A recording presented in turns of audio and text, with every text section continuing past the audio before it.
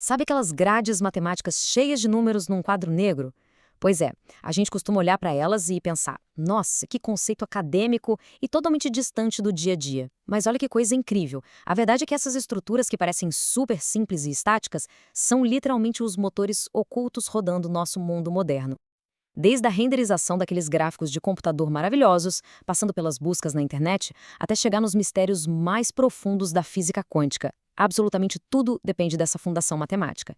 E na nossa análise de hoje, o objetivo é justamente desvendar como esse verdadeiro código da realidade funciona e afeta tudo ao nosso redor. Bora lá? Para guiar nossa exploração, a gente vai passar por 5 pontos rápidos. Primeiro, o código da realidade. 2, uma breve história matemática. 3, a mecânica das matrizes. 4, o poder das matrizes quadradas. E, por fim, as aplicações no mundo real. Ponto 1. O código da realidade. Certo, vamos mergulhar de cabeça nos blocos fundamentais de construção do nosso tema. Na sua definição mais pura e essencial, uma matriz é só um arranjo retangular de números ou outros elementos organizadinhos ali em linhas horizontais e colunas verticais. Mas o grande segredo aqui é não enxergar essas matrizes só como um arquivo estático de planilhas numéricas. Na verdade, elas são mapeamentos. Isso significa que elas são transformadores superdinâmicos de espaço e de dados. É como se elas pegassem um conjunto de informações e transformassem aquilo numa coisa completamente nova. E claro, tudo isso segue regras bem específicas de adição e multiplicação, garantindo que o nosso universo físico e até o computacional funcione de um jeito previsível. Ponto 2. Uma breve história matemática. E para a gente entender como a humanidade chegou nesse nível de abstração, vamos dar uma acelerada agora e acompanhar a jornada fascinante dessas estruturas. Acredite se quiser, a história das matrizes é milenar. Séculos antes de existirem os termos modernos, matemáticos na China antiga já usavam arranjos retangulares para resolver equações simultâneas. Isso está lá num texto chamado Os 9 Capítulos da Arte Matemática, ainda de antes de Cristo. Dando um salto no tempo, lá em 1545, o italiano Gerolamo Cardano introduziu esses métodos na Europa. Mas o verdadeiro salto conceitual, aquele que mudou o jogo, aconteceu no século XIX. Em 1850, o termo matriz finalmente nasce. E logo depois, em 1858, o genial Arthur Cayley propôs que essas grades de números podiam sofrer operações de forma abstrata, independentes de sistemas de equações. Foi uma revolução total no pensamento matemático da época. Mas lembra que eu falei do nascimento do termo moderno? Foi o matemático James Joseph Silvestre quem criou o nome. E a explicação dele tem um detalhe muito peculiar. A palavra matriz vem do latim e significa, literalmente, útero. Pois é, Silvestre escolheu essa palavra porque ele enxergava a matriz de um jeito meio bizarro, mas inesquecível, como se fosse um ventre materno, um espaço original de onde filhotes menores, chamados de determinantes, nasciam e derivavam. É uma metáfora biológica plantada bem no coração da matemática pura. Louco, né? Ponto 3. A mecânica das matrizes. Bom, conhecendo as origens, vamos diminuir um pouquinho o ritmo para garantir que a mecânica de como essas grades funcionam fique perfeitamente clara. Nesse nível elementar, é até reconfortante saber que as matrizes se comportam de um jeito extremamente lógico. Na adição, para somar duas matrizes, é só somar os números que estão exatamente na mesma posição, desde que elas tenham o mesmo tamanho. Simples assim. Na multiplicação por escalar, é como girar um botão de volume. Entra um único número constante e ele multiplica absolutamente todos os elementos da grade. Já a transposição, imagina que você está deitando a matriz de lado. O que era uma linha horizontal cai e vira uma coluna vertical. Até aqui, super tranquilo, tudo obedece ao nosso senso comum. Mas é aqui que a gente toma um susto e as regras familiares são quebradas.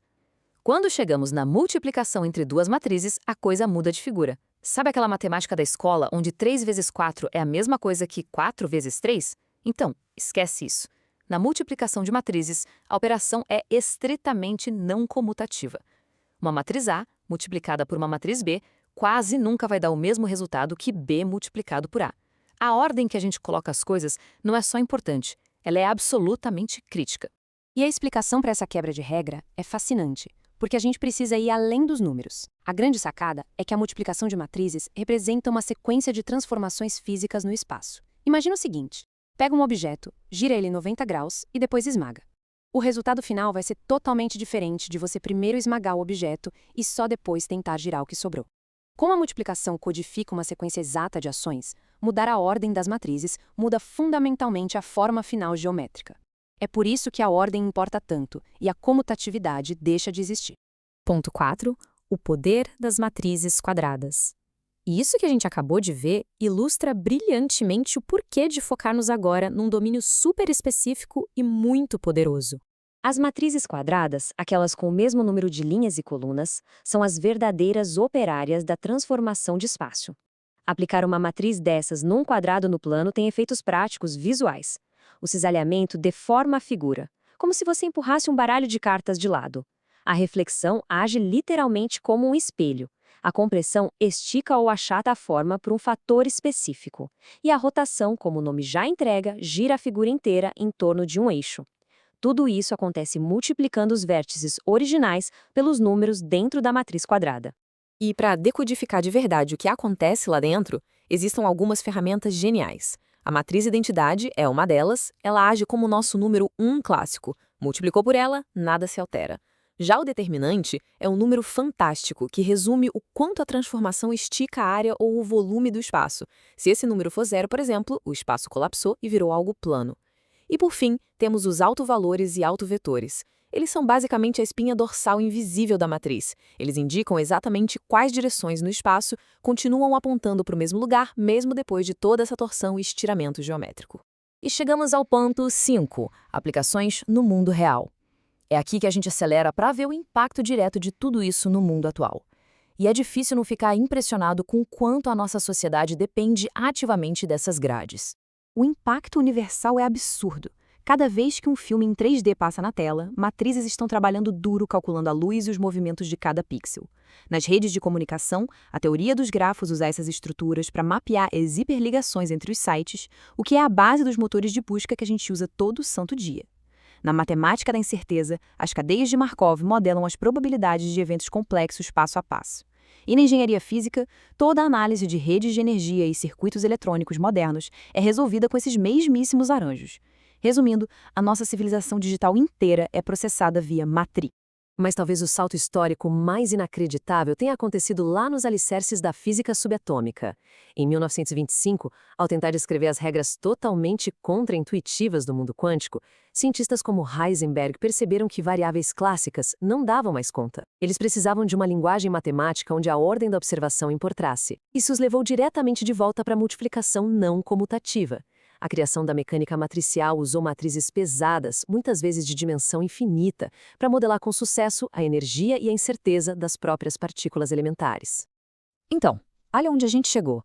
A matemática que começou de forma tão modesta, com cálculos antigos desenhados no papel, evoluiu para ser a linguagem central da nossa tecnologia mais avançada e da própria mecânica da matéria.